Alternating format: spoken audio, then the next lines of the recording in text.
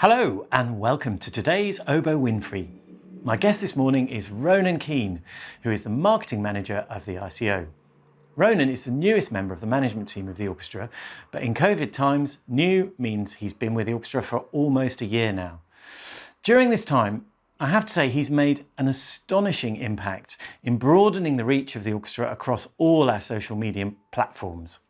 Good morning, Ronan. Hi, Matthew. Before we talk about arts marketing in a pandemic, I wanted to ask you about the first time you heard the orchestra live.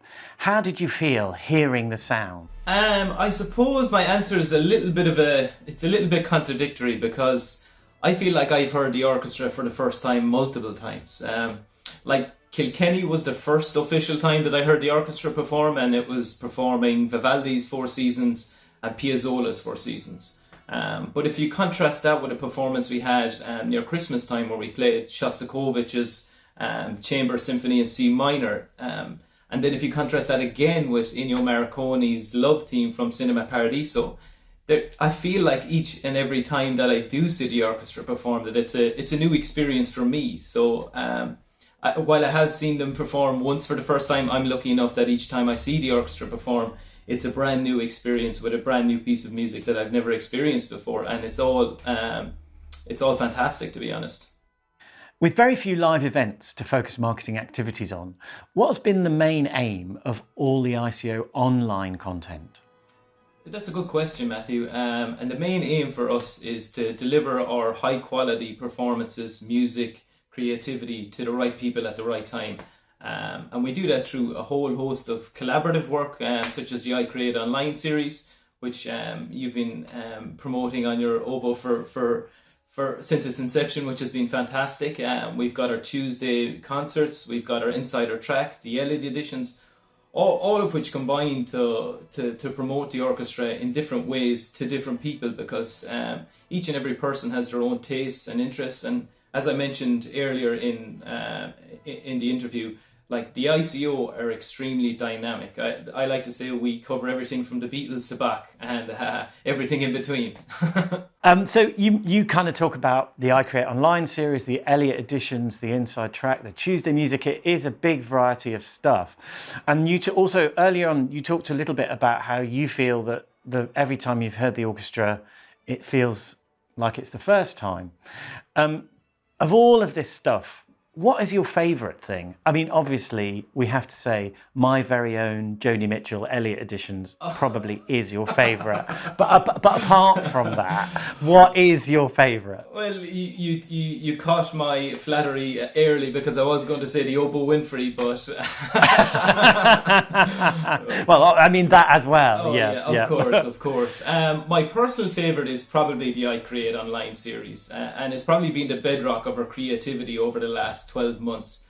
The reason it's my personal favourite is because it really shows how dynamic the orchestra has become, and how we reach different people across different platforms, whether it's Instagram, Facebook, our website, Twitter, LinkedIn.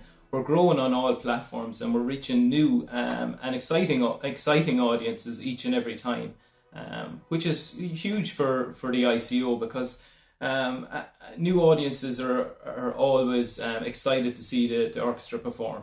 So my understanding of marketing, yes, you want to bring new audiences and show more people about what the orchestra does, but we are looking at results here, and in the social media world, everyone wants a viral video.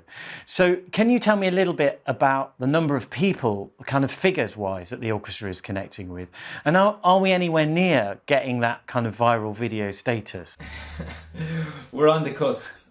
But a viral video is the holy grail of marketing, so hopefully we will get there one day. But in terms of the ICO numbers, we've gone beyond our own internal expectations of the amount of people that we've reached.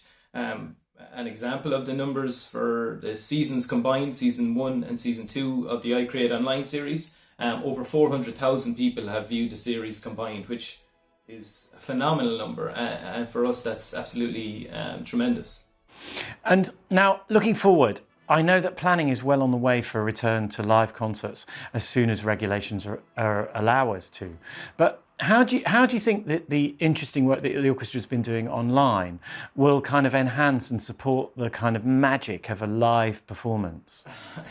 Again, that's a very good question, because like for us in the ICO, we like it's clear from the output that we produce almost 5 days a week of original content that a lot of work goes into, particularly even the Oboe or Tuesday concerts, the Elliott editions, all the different series that we produce. We're producing these series to grow our audiences that will come to concerts in the coming 12 months when restrictions ease. So what we're trying to do is we're trying to familiarize ourselves with people who've never maybe heard classical music before, who've heard the ICO perform but still haven't been to concerts. And we'll be there online all the time, making sure that our music and our content is there, and it develops that relationship over time. Now, fingers crossed that we will have live performances sooner rather than later. So in terms of the online content, what have we got coming up over the next few weeks?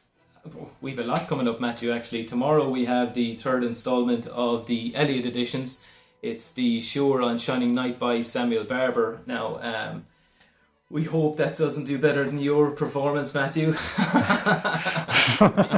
No. Well, there's a bit of a tricky one there, isn't there? Because of course we want it to do really well, but yeah. You know, it's a fine balance. I think we'll be able to find a balance. In terms of concerts, our next live stream is on the 24th of June, and that's from the National Concert Hall, featuring Dermot Dunn as part of a tango programme. You'll find tickets available now on our website. In the meantime, we're also going to be recording the soundtrack for Gerald Barry's Alice's Adventures Underground in partnership with the Irish National Opera. A question we get asked a lot is, when will we be able to welcome live audiences back to our performances? Fingers crossed, an optimistic guess would be sometime around September. Which leads us into the autumn, and that's the launch of Season 3 of I Create Online. I have to say, Ronan, it sounds like you're going to have your work cut out. There's not going to be very many early nights for you. I have heard that Ronan is a budding guitarist, so it's a well kept secret, but I am looking forward to hearing him at the ICO studio sometime soon. In the meantime, I will see you next week, so please take good care.